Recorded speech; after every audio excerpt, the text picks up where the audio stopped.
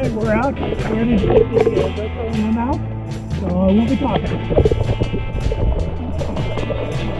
So the big difference between yesterday and today is that yesterday on the Pro Standard Grill mount for the GoPro, I could not get it tightened down enough to hold the camera in place. So I took the torque nut out of the GoPole and put it in the grill, and then I could tighten the camera down tight enough that the camera didn't move.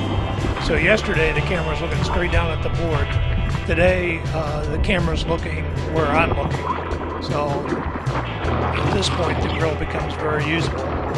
The other difference, the second difference, is that I molded the mouth piece to my teeth, which made it extremely less tiring to hold in my mouth. I was shocked by how much easier it was. And then the third thing was I put it on a lanyard so that when I was going back out, I didn't have to hold it in my mouth. So I was able to be out there and surf for an hour without mouth fatigue like I had yesterday in just a few minutes.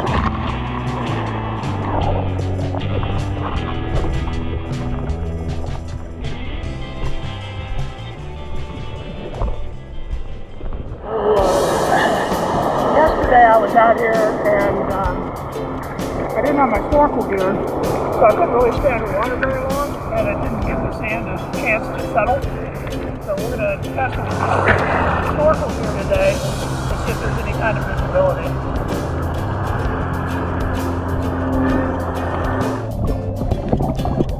Nope. The visibility still stinks no matter how long you're down there. So unless I got the GoPro right up to my face, it was pretty hard to see me. So if you can't see something that big, you're not going to see little fish.